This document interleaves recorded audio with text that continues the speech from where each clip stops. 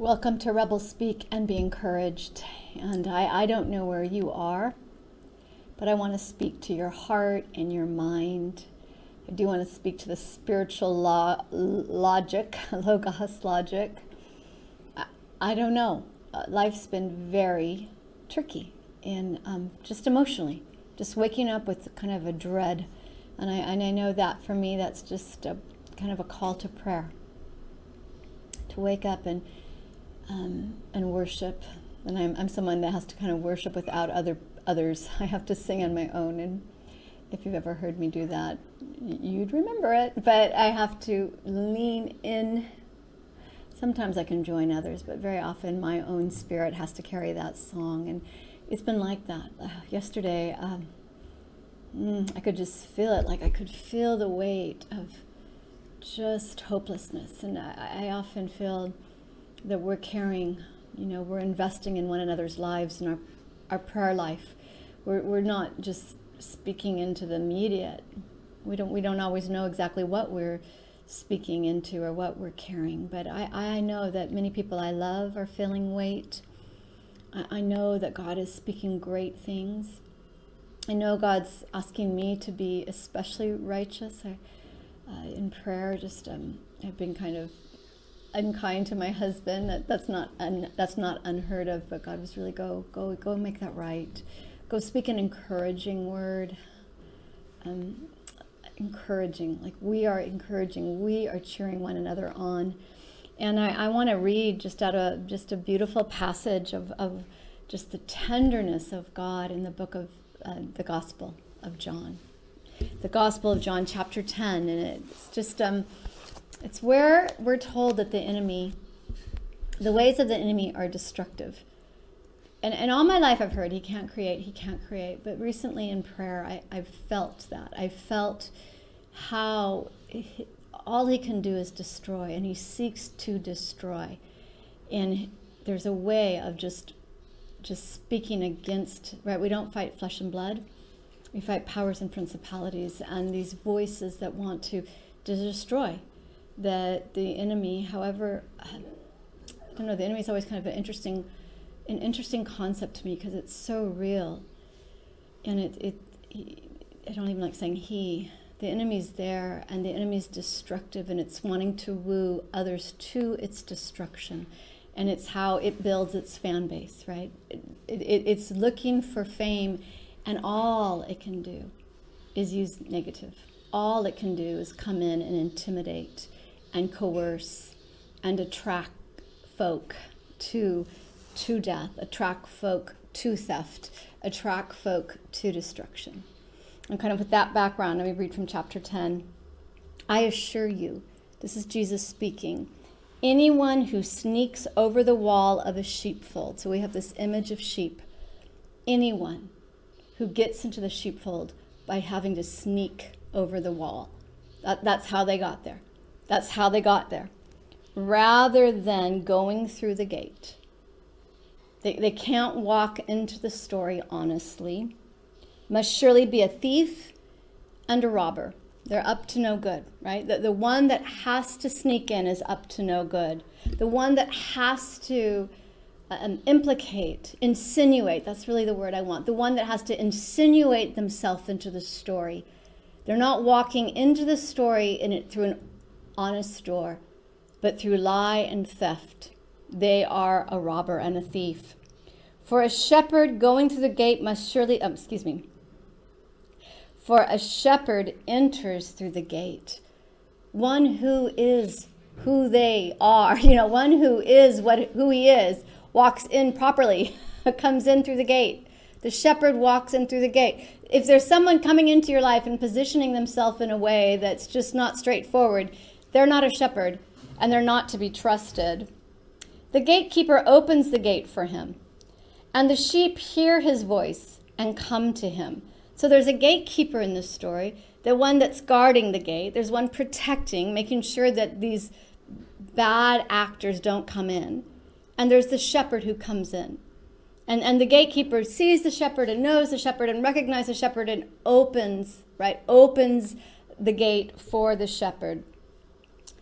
And the sheep hear his voice and come to him, recognizable. He calls his own sheep by name and leads them out. So he's taking them out of the sheepfold, out into the meadow, out into the grass. And there's a familiarity. There's a sweetness. After he has gathered his own flock, he walks ahead of them, and they follow him because they recognize his voice. They won't follow a stranger. They will run from him because they don't recognize his voice. And we have this emphasis in this passage on the voice, on knowing the Father's voice, on recognizing and recognition and familiarity, not a stranger. Those who heard Jesus use this illustration didn't understand what he meant, so he then explained it to them. And there's this care. We see this in Scripture where Jesus is telling a story and it's not always making sense. And so he comes and he makes it overt, clear. I assure you, I am the gate for the sheep. I'm the one that's making a way for the Father to enter in. All others who came before me were thieves and robbers. So there's others that have come and postured themselves as the gatekeeper, but they were thieves and robbers. But the true sheep did not listen to them. There's a discernment, there's knowledge, there's wisdom.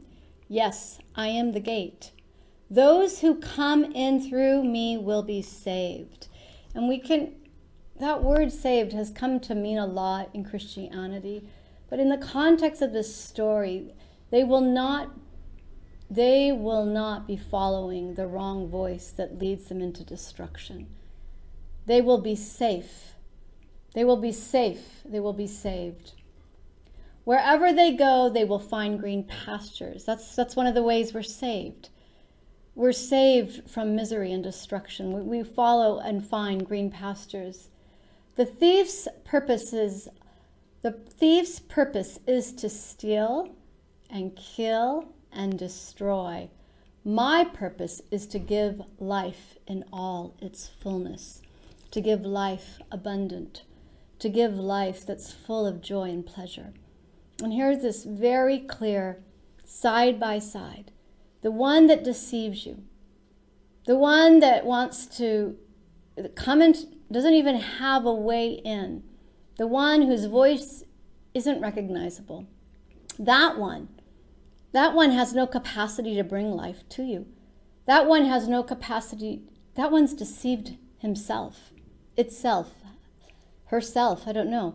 That one has deceived themselves. They're deceived.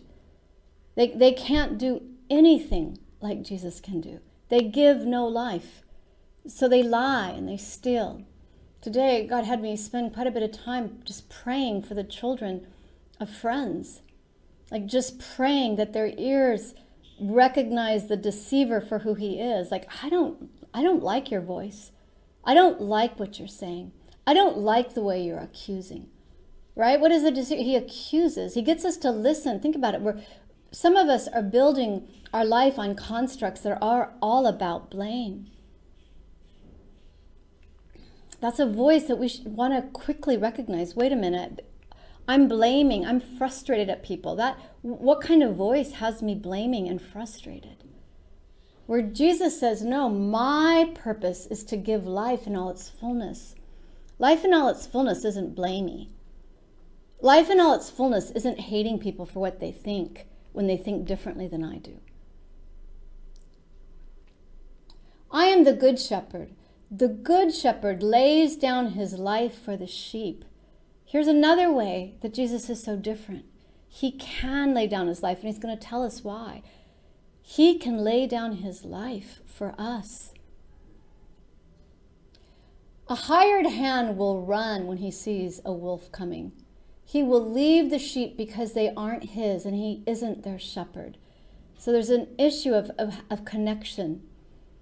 The one who's just kind of there but doesn't care isn't going to live like the one who's deeply invested and cares. And so the wolf attacks them and scatters the flock. We want to be aligned to the shepherd who loves us. We want to be aligned to the shepherd that knows us. We want to be aligned with the shepherd who lays down his life gladly for us. The shepherd that's not afraid of the wolves that may right now be currently attacking you. This summer I had the privilege of praying for a friend whose older father had COVID, and I went to pray, and just immediately I had this image of Jesus, just like this muscle, like almost like a Hulk-sized Jesus, just in the image in my mind as I prayed. And I just saw his hand come and grab that COVID and pull it off the back of this 84-year-old man. I just saw him pull it with so much strength, and it just gave me courage to pray. That there's a way that the shepherd is fighting for us, the sheep, in a way that only one who loves and cares can do. I am the good shepherd. The good shepherd lays down his life for the sheep. Another thought I just have right now that's got me thinking is, it's a little odd for a shepherd to lay down his life for sheep, to really put himself in harm's way on behalf of sheep. Says a lot about the shepherd. A hired hand will run when he sees a wolf coming. He will leave the sheep behind. They aren't his, and he isn't their shepherd. He's not their shepherd. He's not invested in the sheep. I know I'm a little repeating myself here because I just was thinking about that, shepherd and sheep. And so the wolf attacks them and scatters the flock. If the one watching the sheep doesn't care deeply about the sheep are easy prey to a big enemy. The image in this story has a wolf very aggressive and very powerful, such that the shepherd is put in harm's way, such that the paid persons run and let come what may happen to the shepherd, to the sheep. And as the wolf attacks then and scatters the flock, the hired hand runs away because he is merely hired and has no real concern for the sheep. And the implication here is Jesus' concern for you, his sheep. That whatever circumstances you are in right now, Jesus is concerned. And he is with you. And he has fought. And he continues to fight. There are lies prowling, right? Just prowling, that image of the enemy prowling, looking for weakness, looking to attack. And there's Jesus fighting on our behalf. I am the good shepherd. I know my own sheep, and they know me, just as my Father knows me. And I know the Father. You and I have been invited into this intimate relationship between holy God and Son. And I lay down my life for the sheep. I have other sheep too. They are not in the sheepfold. I must bring them also, and they will listen to my voice, and they will be one flock with one shepherd. What an amazing proclamation Jesus is making at this point in the gospel. The Father loves me because I lay down my life that I may have it back again. It's not a pretend lay down. It's temporary in that it's not complete, but it is highly and deeply sacrificial. No one can take my life from me. I lay down my life voluntarily. Jesus has laid down his life voluntarily for you and me. For I have the right to lay it down when I want to, and also the power to take it again. This is a statement of who Christ is and the completeness of his royalty and the completeness of his gift. For my Father has given me this command. When he said these things, the people were again divided in their opinions about him. As Jesus is speaking, and as he's spoken it twice, first in story and then clarifying it. There's a way that God is speaking, and some are hearing and others aren't. And it's the way it is. Some hearts are moved and softened, and other hearts are hardened. Some of them said, he has a demon or he's crazy. Why listen to a man like that? Others said, this doesn't sound like a man possessed by a demon. Can a demon open the eyes of the blind? And just that way that even his miracles divide.